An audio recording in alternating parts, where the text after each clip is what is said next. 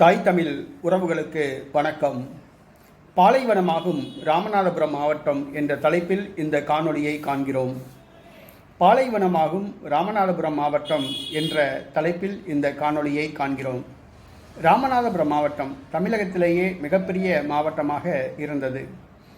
அந்த ராமநாதபுரம் மாவட்டம் 3 மாவட்டமாக எம்ஜிஆர் காலத்தில் பிரிக்கப்பட்டது. சிவகங்கை மற்றும் விருதுநகர் ஆகிய மாவட்டங்கள் ராமநாதபுரம் மாவட்டத்திலிருந்து பிரிக்கப்பட்டவை. ஆனால் இந்த 3 மாவட்டங்களிலேயே மிகப்பெரிய மாவட்டம் ராமநாதபுரம் மாவட்டம்தான்.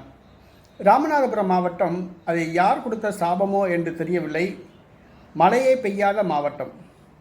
தமிழகத்திலே இருக்கின்ற மிகவும் வறட்சியான மாவட்டம் எது என்று சொன்னால் அது ராமநாதபுரம் மாவட்டம். ராமநாதபுரம் மாவட்டத்தில் விவசாய நிலங்கள் அதிகமாக உள்ளன. ஆனால் பாசன வசதி திட்டங்கள் எதுவுமே செய்யப்படவில்லை. விவசாயத்துக்கு நீர்ப்பாசன வசதி திட்டங்கள் எதுவுமே செய்யப்படவில்லை. விளைநிலங்கள் எல்லாம் வானம் பார்த்த பூமியாகத்தான் உள்ளன. புன்சை நிலங்கள் தான் உள்ளன, நன்சை நிலங்கள் குறைவு. அங்கு மழை பெய்வதே கிடையாது என்று சொல்லலாம். ஆனால் ராமநாதபுரம் கடற்கரையில் வைகையாறு தண்ணீர் கடலில் வீணாக கலக்கிறது.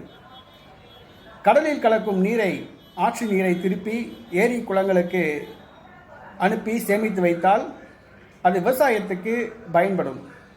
ஆனால் விவசாயத்துக்கு உரிய நீர்ப்பாசன திட்டங்கள் எதுவுமே இதுவரை இருந்த எந்த அரசும் செய்தது கிடையாது. ஆகையால் வானம் பார்த்த பூமியாக இன்றைக்கு ராமநாதபுரம் மாவட்டம் உள்ளது. அதிலும் மழை பெய்தாலும் கூட வருடத்திற்கு ஒரு முறைதான் விவசாயம், ஒருபோக விவசாயம்தான் நடைபெறும். அந்த ஒருபோக விவசாயத்தை நம்பி விதைத்தாலும் கூட மழை பெய்யாவிட்டால் உழுதது வீண், விதைத்தது வீண், செலவு வீண் என்ற நிலைமைத்தான் உள்ளது. மேலும் ராமநாதபுரம் மாவட்டம் ஆடு மேய்ச்சல் தொழிலை நம்பியுள்ளது. ஆடுகள், மாடுகள் மேய்க்கப்படுகின்றன. ஆனால் புல்வெளி இல்லாத காரணத்தினால் மற்ற மாவட்டங்களுக்கு ஆடுகளை மேய்த்து கொண்டு செல்கிறார்கள்.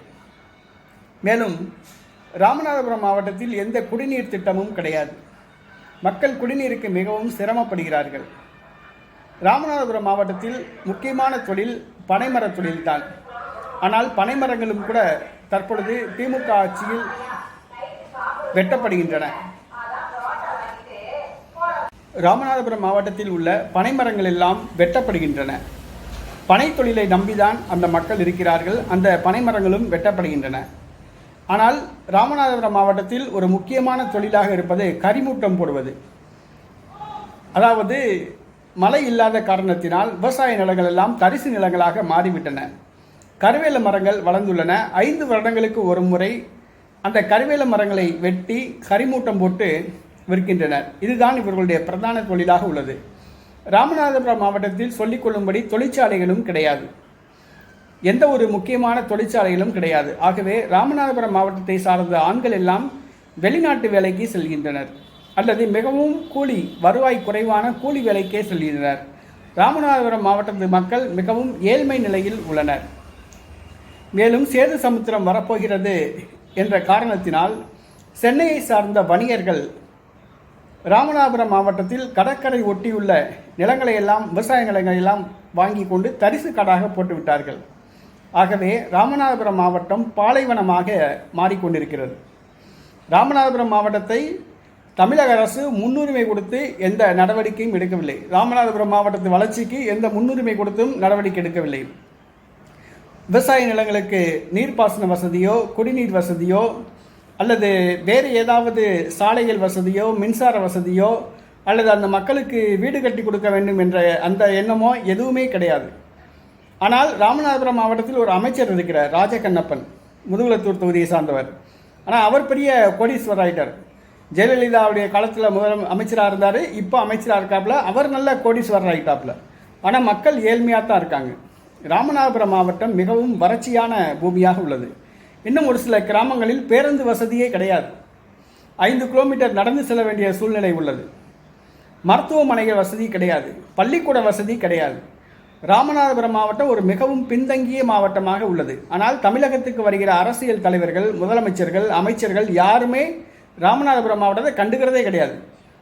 வெற்றி பெற்ற பாராளுமன்ற உறுப்பினர் திரும்பி கூட பார்க்க மாட்டாப்ல. சட்டமன்ற உறுப்பினர் எட்டி கூட பார்க்க மாட்டாப்ல. அந்த கவுன்சிலரு, பஞ்சாயத்து தலைவர் எல்லாமே அவங்கவுங்க பையத்தான் நிரப்புறாங்க, அவங்கவுங்க பெட்டியை தான் நிரப்புறாங்க. அந்த ஊருக்கு நல்லது செய்கிறது என்னமே இந்த ராமநாதபுரம் மாவட்டத்தில் கிடையாது.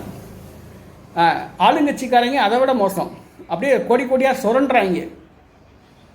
ராமநாதபுரம் மாவட்டம் பாலைவனமாக மாறிக்கொண்டிருக்கிறது, தரிசு காடாக மாறிக்கொண்டிருக்கிறது. அது ராஜஸ்தானை விட மோசமாக போச்சு. ராமநாதபுரம் மாவட்டத்தை சார்ந்த மக்கள் புலம்பெயர்ந்து வேறு மாவட்டங்களுக்கு போய் குடியேறக்கூடிய ஒரு சூழ்நிலை உள்ளது.